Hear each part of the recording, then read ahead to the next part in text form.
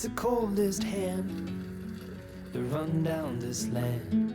In this episode, the ocean we bends. explore a coastal forest, seek some rare birds, It's the tallest visit a sound. hidden fort, The damn and learn smallest how to crowd. make and serve But their hearts break Umqombothi. loud. Hello and welcome. We are on our way to Eshowe. We have the family, the pack of the wind in the back. And Natalie is our extreme birding expert. I'll do my best.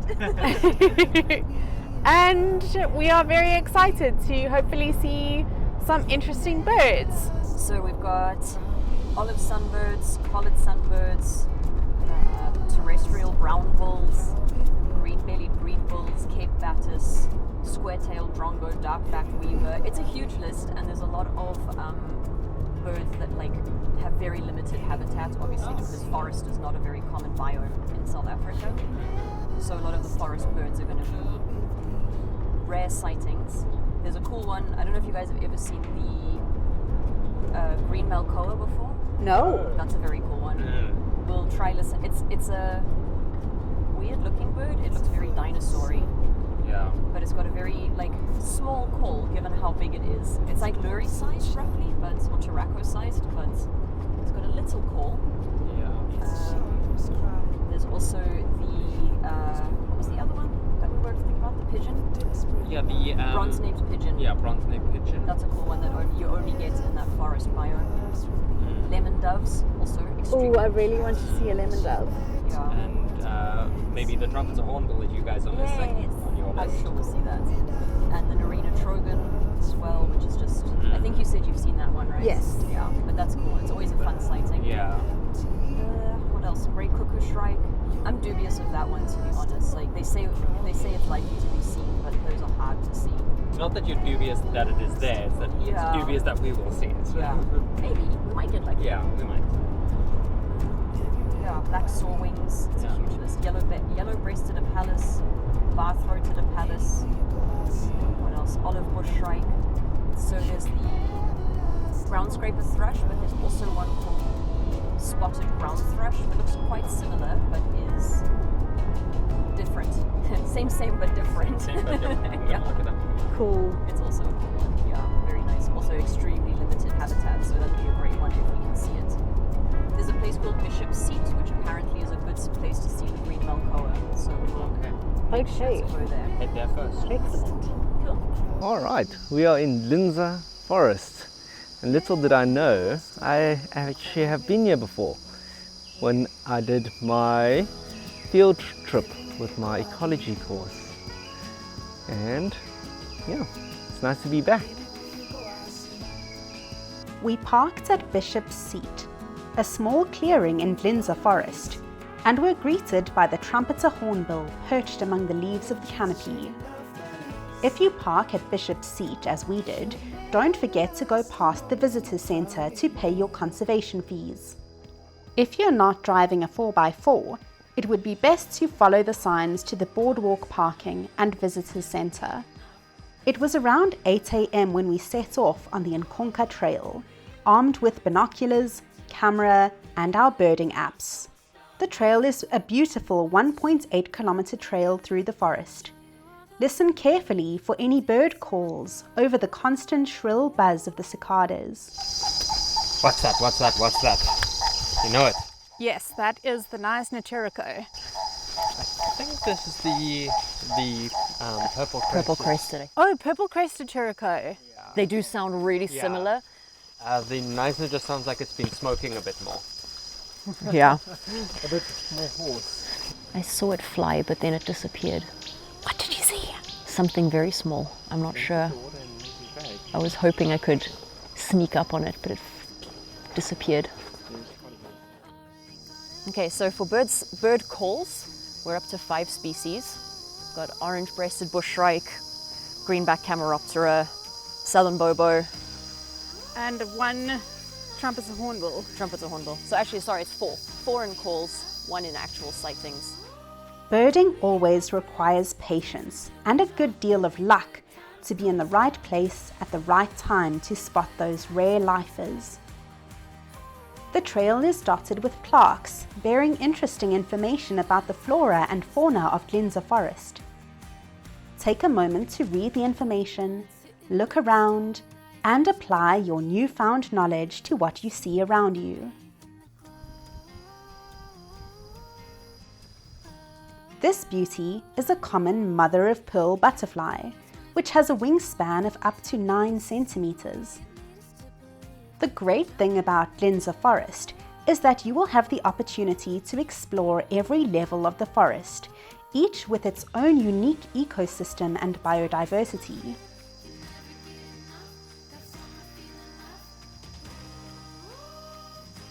This says common forest grape,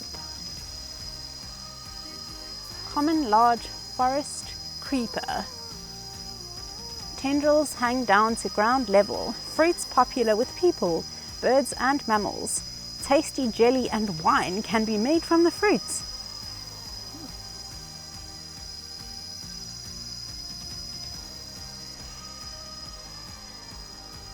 So do you want to go whichever way? I don't know. Let's go this way and see what's cooking. Yeah, see what birds are calling.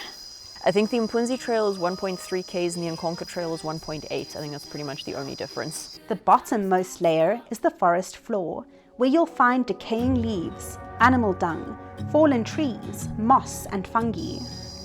When a large tree falls, creating a gap in the canopy, sunlight penetrates to the forest floor and grass and seedlings flourish.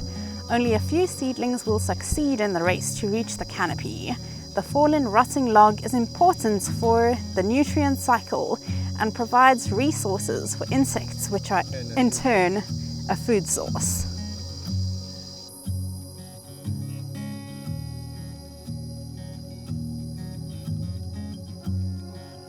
Natalie is also our mushroom expert, although she would say rather Mushroom enthusiast. Let's go with that. That's a good word. neither our mushroom enthusiast nor I could identify these fungi. If you are a mushroom enthusiast or a fungus fan, please leave us a comment. The forest floor is important for recycling nutrients, a process that involves fungi, earthworms, bacteria and insects, like this giant pill millipede, which feeds on the leaf litter of the forest floor.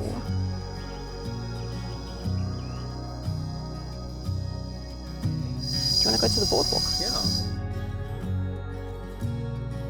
The boardwalk is very well maintained and takes you on a walk through the higher levels of the forest, from the understory layer through the richly diverse canopy layer, where you might come across the rare eastern bronze-naped pigeon or the green malkoa. Near the entrance to the boardwalk, you'll find a large tree covered in orchids, which provide food and habitats for a variety of creatures. Orchids are sensitive plants and are therefore good indicators of the health of an ecosystem. We were pleased to see this ecosystem thriving.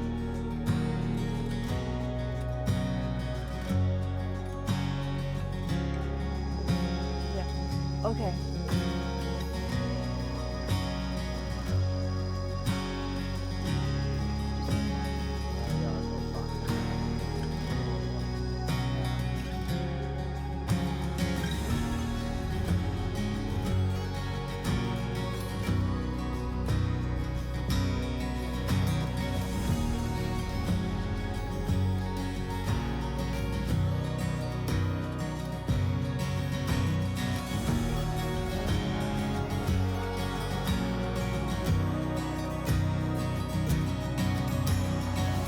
Along the boardwalk, you'll find a tall tower, which will take you up above the canopy to the topmost layer of the forest, known as the emergent layer, where the tallest trees provide homes for some birds and insects.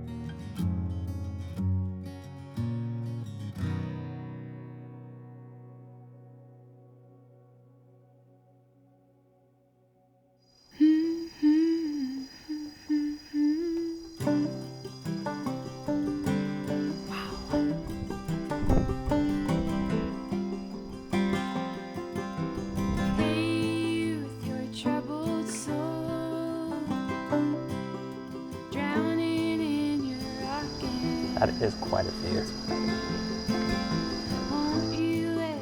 Manifest the pigeon, the bronze-naped pigeon. Unfortunately, we didn't catch sight of the eastern bronze-naped pigeon or the green malkoa, but we took a moment to marvel at the beauty of the forest below before heading back down along the boardwalk. We went on to find the bird hide near the visitor centre. The hide is nestled among the trunks of the trees and overlooks a section of the forest floor with a small bird bath. Be patient, and soon you'll be rewarded, as we were, with 3 new lifers.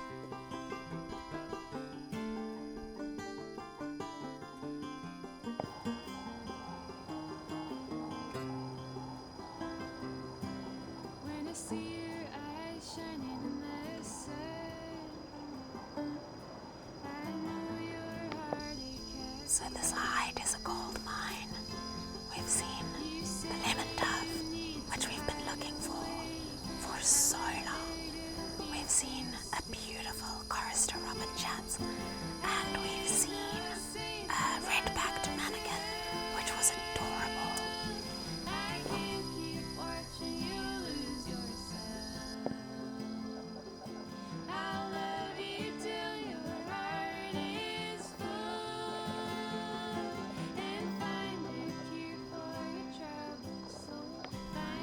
So we're about to leave the hide.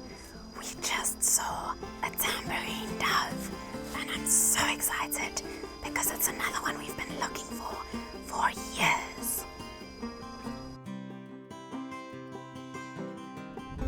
Very, very successful. Highly successful. So I did a little bit of reading, both online and at the visitor centre, to confirm about the origin of the name Dlinza Forest, and apparently the verb Dlinza is to sort of reflect or to be mindful, meditative, but Dlinza is grave, because apparently there are, I read different accounts of who might be buried here. Some things online were saying people Zulu warriors who died in the Anglo-Zulu War. In the visitor centre they say it may have been elephant hunters, so they'd go out to hunt elephants, or even a chief might be buried here. So there's, as I can find, different reports of who was buried here, but that name, Dlinza, or grave, might be one of the reasons for the forest having its name. That is fascinating. The large-leaved dragon tree. This popular decorative plant does well in shady areas. Suitable as an indoor pot plant, the sweetly scented silvery white flowers open at night and has a bright reddish-orange fruit. The rare spotted thrush sometimes breeds in the plant, as it is the host plant to the bush night fighter butterfly. Why does everything about this plant have such cool names? Yeah, large-leaved dragon tree, night fighter butterfly. That is very cool. Sunlight, dearest sunlight, I am calling you across the old room. Sunlight, dearest sunlight, What does it say? So the common wild fig is a kind of strangler fig. Birds deposit the seeds into crevices in trees, and that's how then they germinate there and become large strangler figs that are important forest fruit-bearing trees. Different sorts of fig trees bear large quantities of small round figs at different times of the year.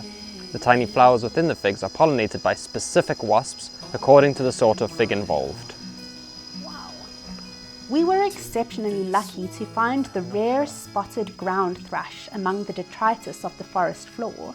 While it resembles the ground scraper thrush, Natalie will explain the difference between the two. What I was reading about with the ground scraper versus spotted ground thrush is that although they do have some overlap in terms of geographical region, the ground scraper thrush much prefers grassland habitats, whereas the spotted ground thrush is almost exclusively in these forested areas. So there is a chance that we would see a ground scraper thrush in this area, but in this dense forest like this, it's almost certainly going to be a yeah, the spotted ground thrush as opposed to the ground scraper. Cool. After that lucky sighting, we headed back to the visitors centre for lunch and some curio shopping. Come on in.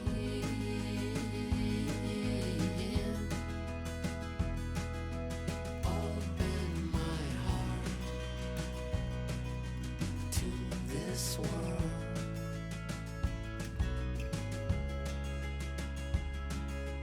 Open my heart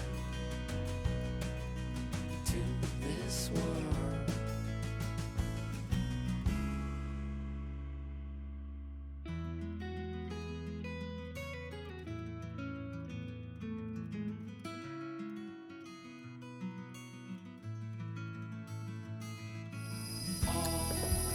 Recording. So where are we, Lindsay?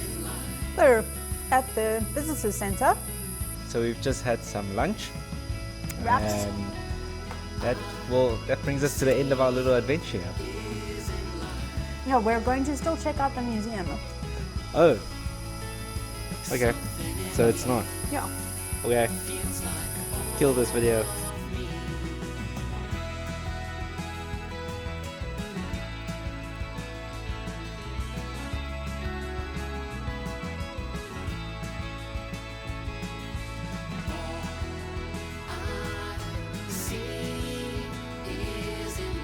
From Dlinza Forest, you can follow the signs for Fort Nongqayi Museum Village. Feels like all of me.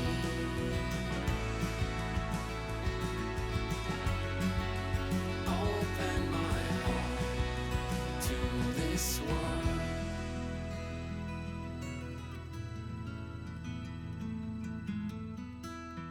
At the fort, we met our charming and charismatic tour guide, Tabani, who kindly agreed to star in our video and share his extensive knowledge and passion with us. The land of the Zulus here, this is a big nation, the Zulus, about 15 million of the population in South Africa are the Zulus, which is a quarter of the population. And we are strong into farming, livestock farming, and we are people of peace and love. And we've got our own king, King isiZulu Kazoltini, and we've got strong history. Remember, we fought against the British in Isandlwana in the year 1879, and we won, you know. And it's very historical, and we as Zulu people who are into peace and love, and we are very welcoming. We love other tribes and other nationals. So, and here at the Fort Nongqayi Museum Village is where it's a sort of a custodian of our Zulu history and Zulu culture. So we encourage people to come from north and south, west and east to come and learn about our Zulu history and Zulu tradition. So we love you. Thank you so much. Thank you. Thank you so much for coming, and we are very much excited that you come and visit us and see what we're doing here in Zululand. Here we are in the chapel, which is more of the history of the Norwegian missionaries. Can you see in the picture there in the wall? That's the Norwegian missionary, Bishop Hans Kreder. He came here into Zululand in the year 1844 and he built a church in the year 1851. But then this one here, it's a replica. It was built in the year 2000 in the same pattern that was built at Ntomeni, right? But then all these things here were taken from original church in Ntomeni and were brought in to this side, okay? Like the two pianos at the back were imported from Norway. They were used in the early church in Ntomeni. They were brought here. As you can see, those are the old pianos or organs which we were using the pedals to play, okay? And next to it is the box, which is some of the tools or equipment that were used by Bishop Strader because he was the gifted carpenter. And there this is the baptism font used for baptism ceremony, that one there. And this is the painted picture of the bishop showing us how he looked like. And here these are the priestly robes. The bishop would dress up in this clothes and about to preach. And there at the bottom there's some of the communion elements. And here this is the Norwegian clothes for women, and this is Norwegian flag, Norwegian dress, and it's one of the churches from Norway, just merely to show that historically and cultural background from Norway. Okay, the chest drawers, the chair, the other chair, these are some of the things that were handmade by Bishop Skader himself. okay? And on the wall, we're looking at the impact as well as the influence of the missionaries in terms of building of schools, hospitals, and etc. So you can see that these missionaries, they didn't just come here to preach the gospel, but then they made it a point that they touch and influence people's lives for the better, okay? And lastly, there at the back, it's a bell. It was used into many, and it written is Likankulunkulu, which means the word of God.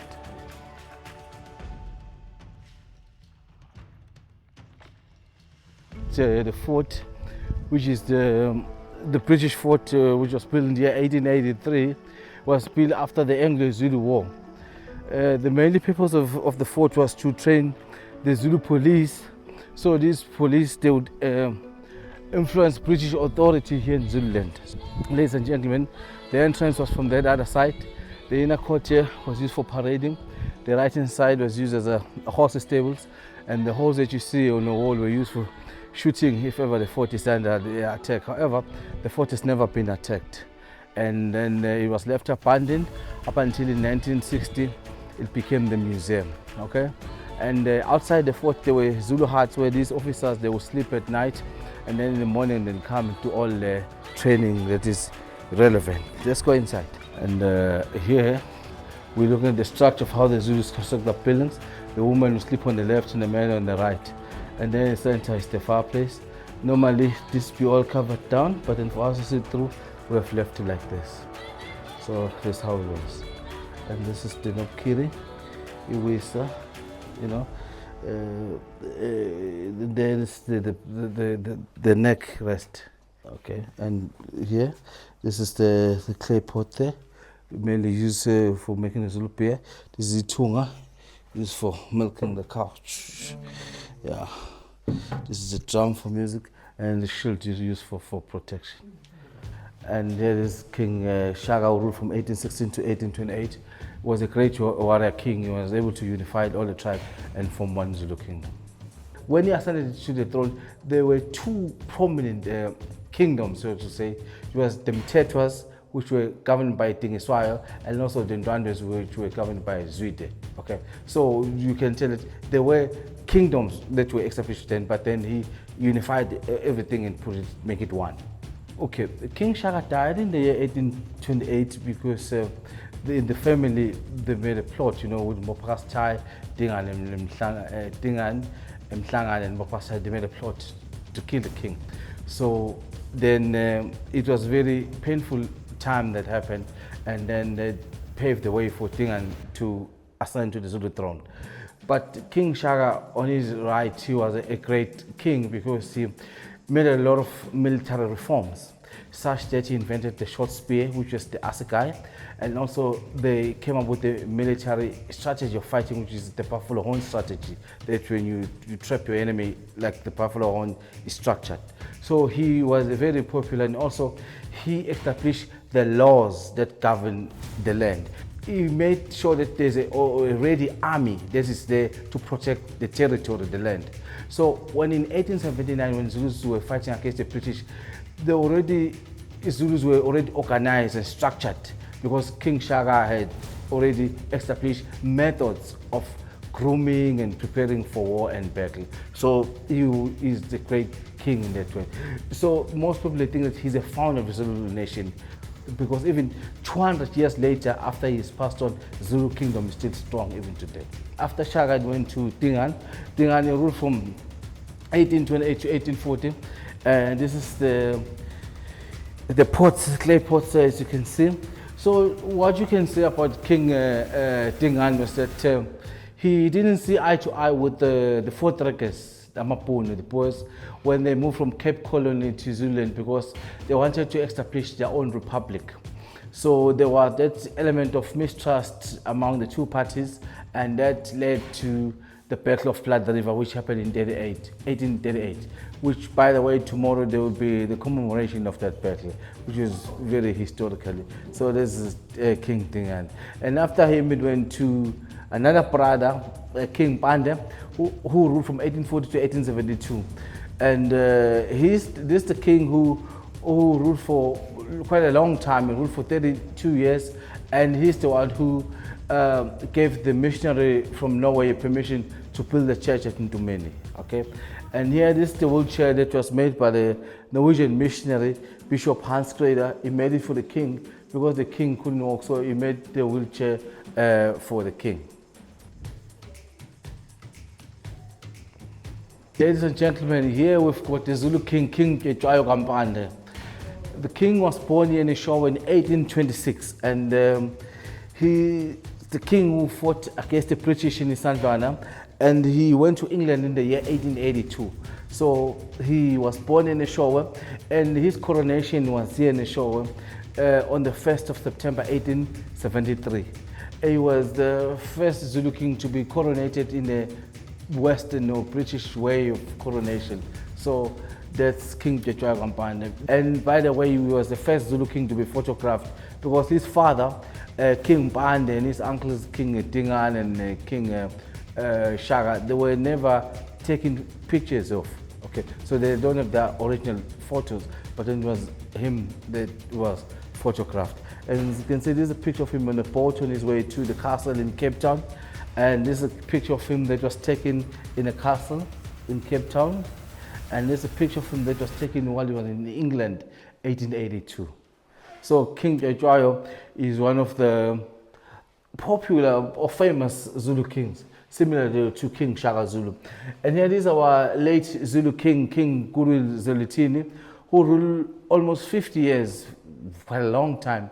And he was able to revive many traditional Zulu customs or festives that were like things like reed dance and so forth. So he was a very popular and charismatic king among the Zulu people. So here we look at John Dunn. He was a hunter. Yes, he was a hunter, a trader, a soldier, and a chief. He was the first white man to be appointed as a chief in Zululand. And this is the furniture that belonged to him. This is the books as a trader. Everything will be kept on record. So this is a picture of him, John Dunn. As you can see there. And he was born in Durban, Port Natal, and he grew up among the Zulu people. And when the Zulus were fighting, there was a battle of in Nongqayi, the battle of succession. So he was fighting on the other side, on Mbuya's side, because King Nongqayi, he fought against his brother for the succession to the Zulu throne. And then John Dunn was on the other side.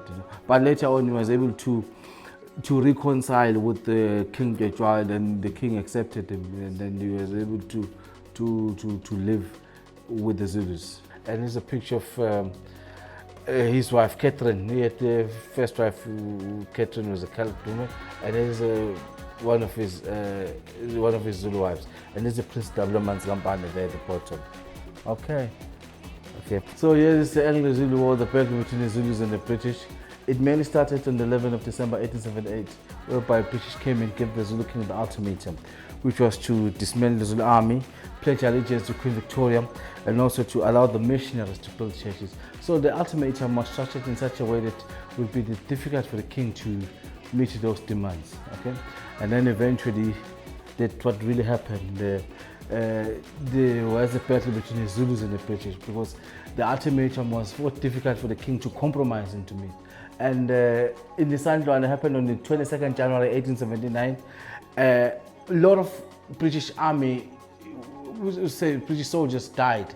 About 1,300 British soldiers died in that battle. So it was a big defeat on the British side. And also the Zulus, they won, and Zulus were using spears and a shield. On shield is for protection, a spear for attacking.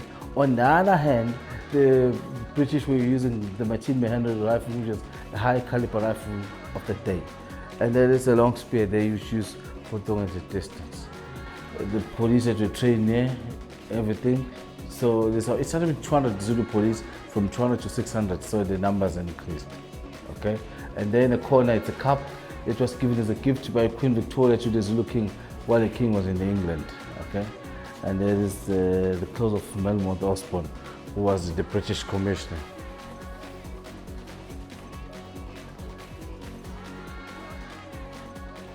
Didn't wear shoes because it was believed they could run much faster without shoes. As you can see.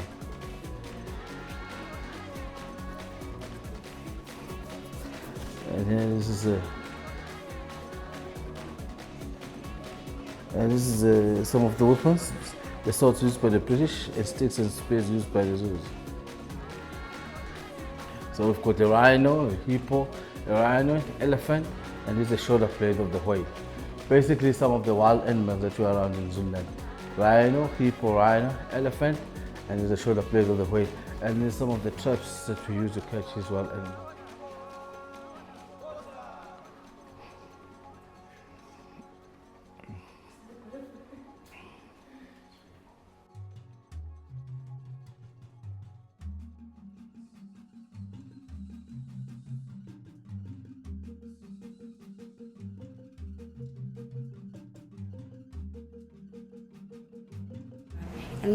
And what we have here is the work that is done by people of KwaZulu-Natal.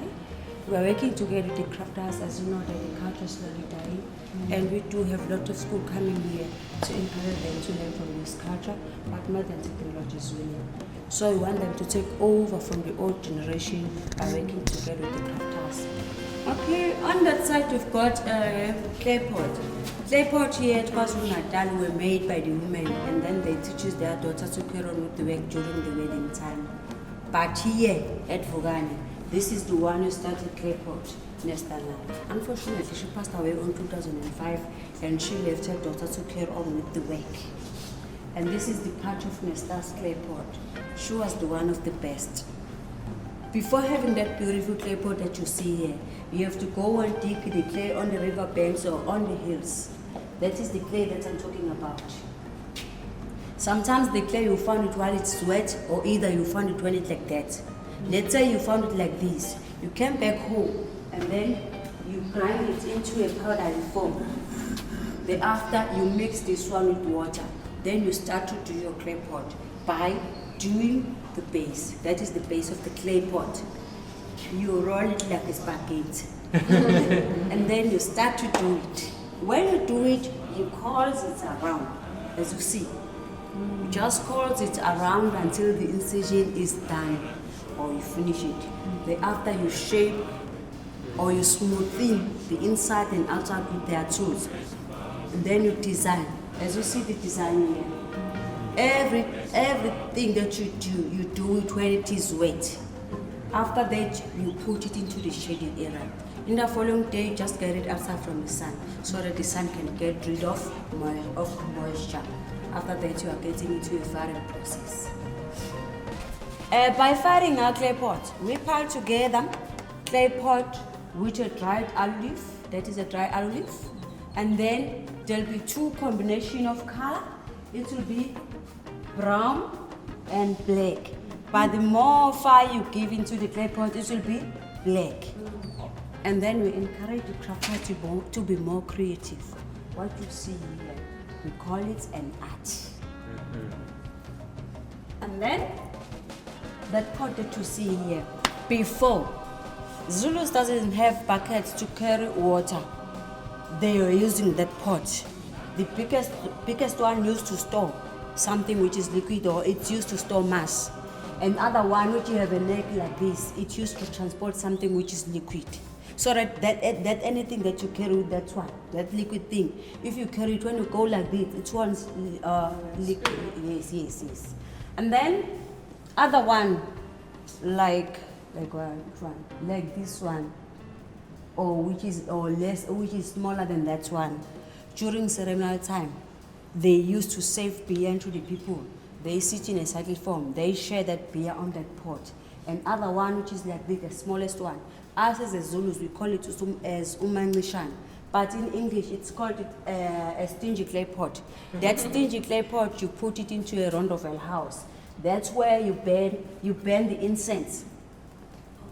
By the time when you brew that beer, I'll tell you when we come there about how to brew a Zulu beer. And then before doing anything, you start here.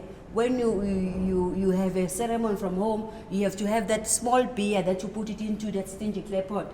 That beer, you put it into rondovel house, you burn this one. You're asking to your ancestors that what is happening here, or you tell them what is happening here, and then you ask them to give a blessing back to you, to your family, or anyone from your family. But before doing anything, you start here. Let's say you want your pot to be more beautiful, as you see here. You just take a little stone near the sea. You call it a pebble stone. You polish your clay with an oil or animal fat, and then you rub it with that stone. You rub it until it shines, as you see here. Oh, wow. And then that pot, which is at the corner, that one, it used to brew beer. It used to brew Zulu beer, that we call it Umqombothi, with that pot. And this one, before, while you're carrying something on your head, you have to put this one first, so that anything that you carry on your head will be balanced when you go, can't do it. So this one will balance your head. Yes. How you call that one? So, you put it on top of your head. How you call it? In Zulu, we call it Inkatha. Oh. But not freedom party. That ring, we call it Inkatha. Yeah. And then on that side, you've got baskets. Baskets were made with a lullaby. That is the lullaby. And this is the grass. You start with that grass so that your basket is going to be strong. And then, as you see the colors on that basket, sometimes they use a different root from the tree. They boil it together until they get the color they want. Let's say they don't have that root. They have banana leaf, cow dung, or natural dye. Then again, they still do the same process. They boil it until they get the color that they want. And this one at your back.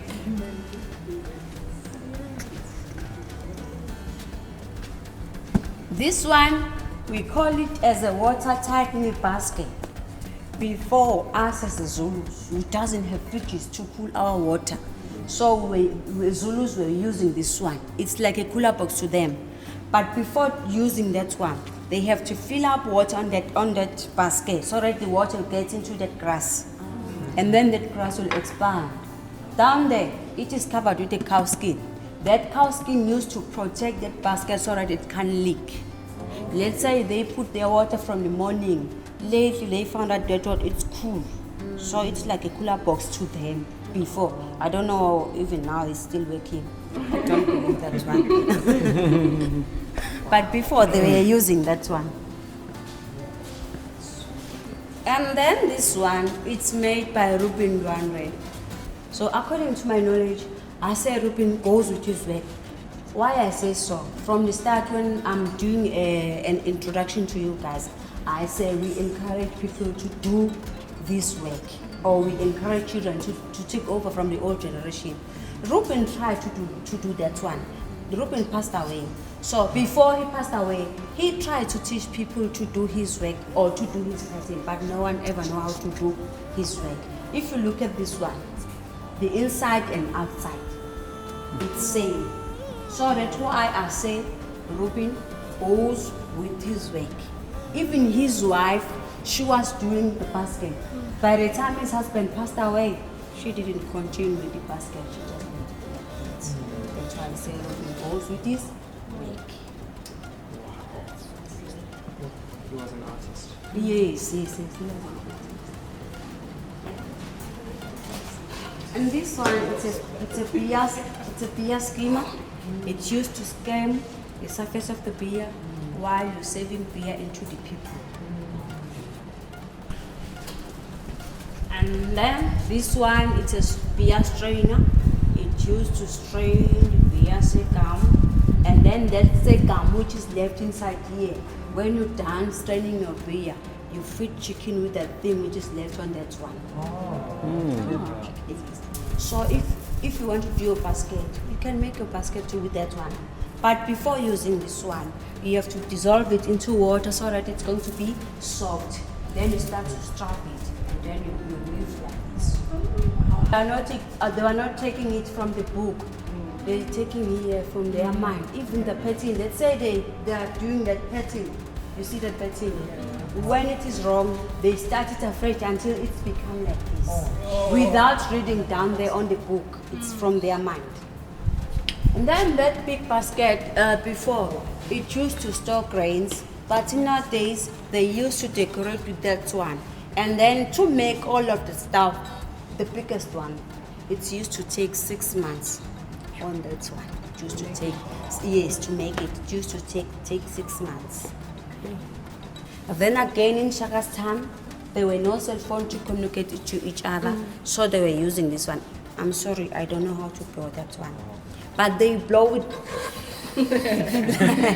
they blow it like a vuvuzela. So let's say it's any gatherings, they blow it once. But if it is a war, they blow it several times. So you have to differentiate between the war and meeting. And then that one, it's a milking pail. You put it under the cow, and then you milk the cow. That milk, you put it here into a calabash. And after 3 days or more, that milk, it will be sour or will change into be a mass. It's ready to be eaten. It's a platter, but there is a biggest one on top of the door. That one, we use it to save meat into people during ceremonial time. They sit in a cycle form, they share meat on that one. But this one, it's for an elderly man from home. To show respect to an elderly man, you can't dish up food altogether, but to separate that food. It will be, let's say you cooked dry pap and a soup like a beef. So if you dish up for him, you have to separate. It will be a papi on that side or a soup on that side. Let's say he didn't finish his food, it's easily to warm it separately. Headgears were only used by a married woman. Unlike today, if I want to wear traditional, I use this one. But before, they were not allowed to use this one. And then there is other one, this one. They pleat it on top of their head, or they sew it on top of their head. They can't take it off. While they sleep, they use this one. So before, a girl or a boy who doesn't know anything about the relationship, before they wear like this. Only that's why they wear like this. Then there is another stage.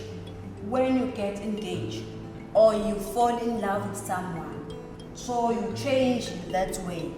By the time this one is wear by the people who are virgins. And then you are no longer a virgin. In other words, you move into a second step.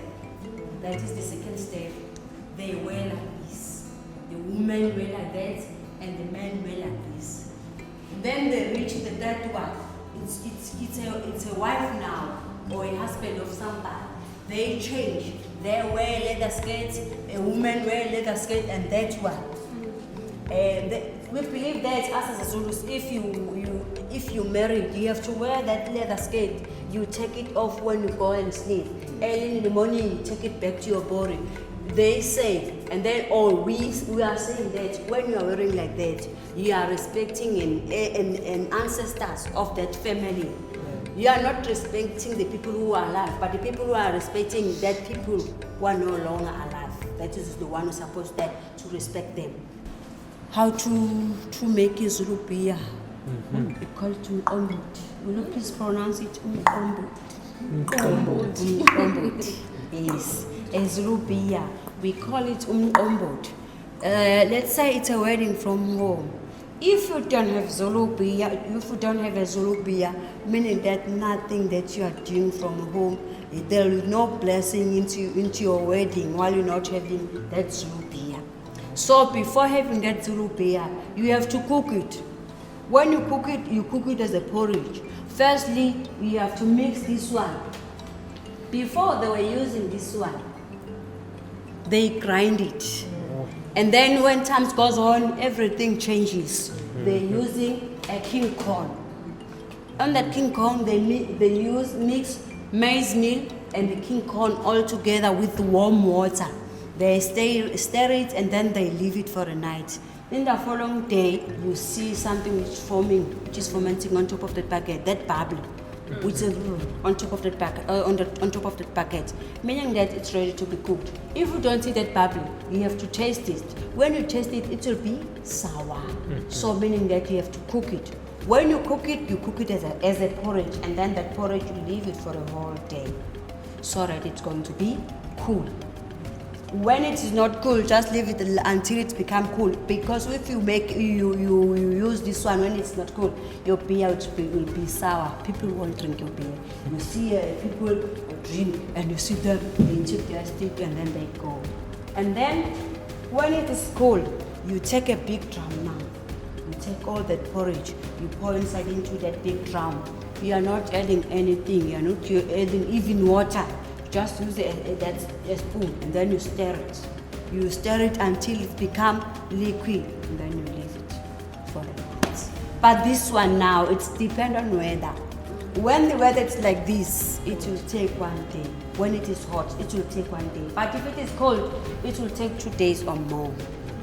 And then in the following day, let's say it takes 1 day. In the following day, if you get in there, before you get in that house, you hear a strong smell of Zulu beer, meaning that it's ready to be strained. Because Zulu beer is strong, so it's ready to be strained. Let's say you have a problem of smelling. If you get inside that house, you see a beautiful bubble which is leaking outside on the drum, meaning that your beer it's ready to be strained. You strain it and then you pour it into that stingy clay pot that I tell you that you put it into the Rondeville house. You burn it and send it that to the ancestors.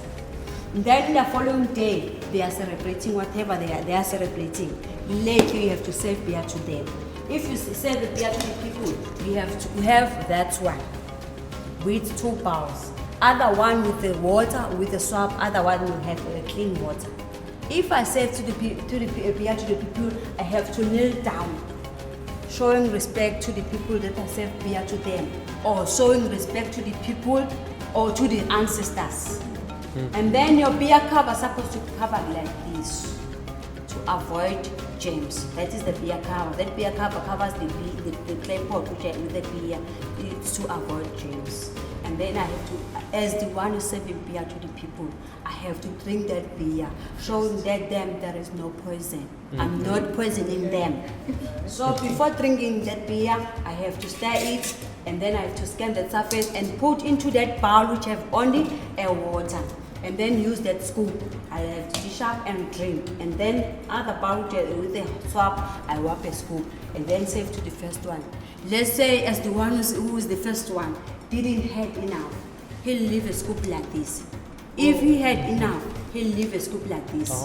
And then I have to bear in my mind there is someone who leave a scoop like this. I'll serve them, they were sitting in circle form, I'll serve them until the last one and go back to the person who leave a scoop like this and save him. When he had enough again, he'll leave like that. And then the clay pot is covered like this. And then to show you that I don't have beer now, I'll put the beer cover like that. So that it's empty back there. And then they drink, you'll see each and every man take their stick and go away without making any noise. And then I did tell you about that stingy clay pot that I put it into a Rondeville house. That stingy clay pot, you won't give it into an outsider family. You just give it into an elderly man from this home. Let's say you don't have that elderly man in that home.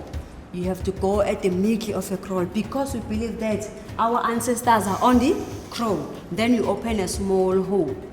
That small hole, you take that beer, you pour inside into that hole, and then you leave it like that. You don't close it, just leave it like that. You'll see everything happening. Even your children will do well because you do a right thing in the right time. But if you give this beer to the outsider family, meaning that you take all your blessing into an outsider family. So thank you. Feel free to look around. If you want to take photos too, you can take photos too. Thanks. Thank you so much. Thank you for joining us on our nature walk and historical and cultural tour of Eshowe.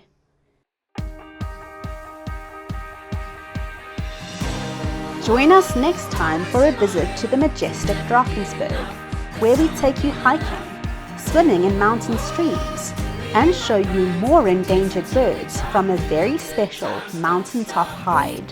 I'm about to shake up every little thing, show you all that we can be. Come I'm dancing my clothes.